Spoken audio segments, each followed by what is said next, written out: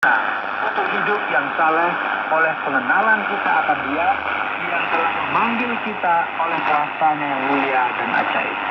Dengan jalan itu Ia telah menganugerahkan kepada kita janji-janji yang berharga dan yang sangat besar, supaya olehnya kamu boleh mengambil bagian dalam kodrat ilahi dan luput dari hawa nafsu duniawi yang membinasakan. Mari kita memperhatikan alasan-alasan mengapa iman tidak boleh berhenti.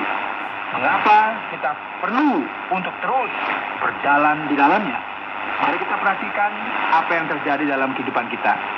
Ketika Allah menyatakan kuasa-Nya, ketika Ia memanggil kita kepadanya, jadi panggilan Allah merupakan alasan pertama mengapa kita perlu yakin dan aman dalam iman kita, dan juga ini yang harus membuat kita terus melangkah. Janji Allah yang mulia itu telah diberikan kepada kita, dan sekarang kita telah menjadi bagian dari kodrat ilahi oleh karena Yesus Kristus. Dan sekarang saudara, kita memiliki alasan untuk berpaling dari kemerosotan moral dan hal yang buruk yang ada di dunia ini. Dunia yang kita tinggali saat ini sebuah dunia yang penuh dengan persoalan. Ada berbagai hal yang aneh yang senantiasa terjadi. Banyak kejahatan dan hal-hal yang buruk yang terjadi. Banyak orang yang mencoba untuk membela hal-hal yang salah, dan pada akhirnya orang-orang ini diperbudak oleh apa yang diyakini.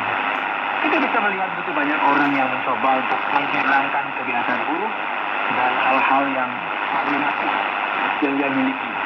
Namun mereka tidak memiliki kemampuan untuk melakukan hal tersebut.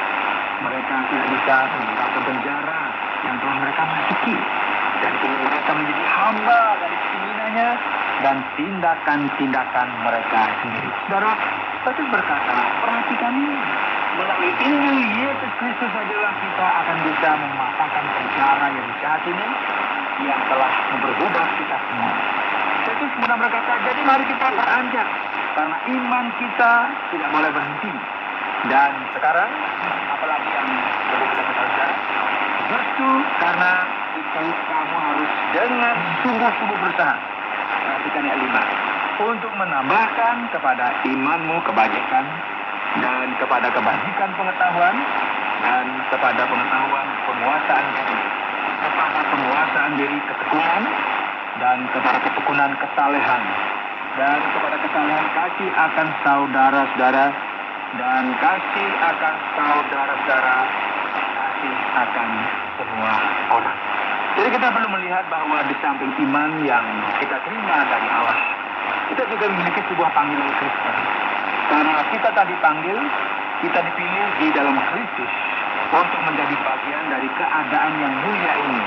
Maka kita perlu mengejar kebajikan, pengetahuan, pengendalian diri, ketekunan, kebaikan, yang berarti adalah sebuah dedikasi pribadi, kasih kepada saudara seiman, dan kasih kepada semua orang. Sebab apabila semuanya itu ada padamu dengan berlimpah-limpah, kamu akan dibuatkan menjadi giat dan berhasil dalam pengenalanmu akan Yesus Kristus Tuhan kita. Mari kita memperhatikan ini bersama-sama, saudara. Ada banyak orang di luar sana yang sepertinya sama sekali tidak tumbuh dalam hal-hal yang bersifat rohani. Ada banyak orang berkata, "Pastikanlah, aku sudah mengenal Kristus, aku sudah diselamatkan, dan saya pasti masuk surga. Jadi, ya cukup, nggak perlu buat yang lainnya." Ini seperti mereka bermain game, dan tidak masalah jika skornya 0-0, ya. Mereka tidak produktif. Dan bukan ini saja yang diajarkan kepada kita dalam Kristen yang baru sekarang. Mencoba tetap mengendalikan bola, namun tidak mencoba untuk membuat gol. Ini bukanlah pilihan yang baik sebenarnya. Kita bermain, tapi ya nggak apa-apa, nggak usah minta gol. Karena kita harus maju ke depan. Senantiasa mengejar pengetahuan dan kualitas dan bertumbuh secara rohani. Tetapi barang siapa tidak memiliki semuanya itu, ia menjadi buta dan fisik, karena ia lupa bahwa dosa-dosanya yang telah dihapuskan. Karena itu saudara-saudaraku, berusahalah sungguh-sungguh supaya panggilan dan pilihanmu makin teguh. Panggilan dan pilihanmu adalah bagaimana kita berpilih untuk menjadi milik Kristus. Sebab jikalau kamu melakukannya, kamu tidak akan pernah tersandung. Dengan demikian, kepada kamu akan dikaruniakan hak penuh untuk memasuki kerajaan Allah, yaitu kerajaan Tuhan dan Juru Selamat kita, Yesus Kristus.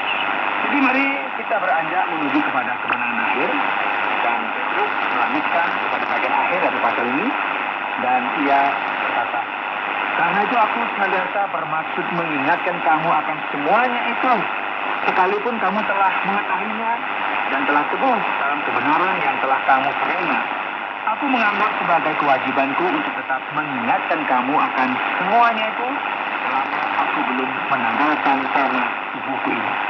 Sebab aku tahu bahwa aku akan segera menanggalkan kemah buku ini sebagaimana yang telah diberitahukan padaku oleh Yesus Kristus Tuhan kita. Sebagaimana yang telah kita sebutkan bersama sebelumnya, saudara, Petrus ini berbicara tentang kematian. Dia sadar bahwa ia sudah ada di penghujung kehidupannya.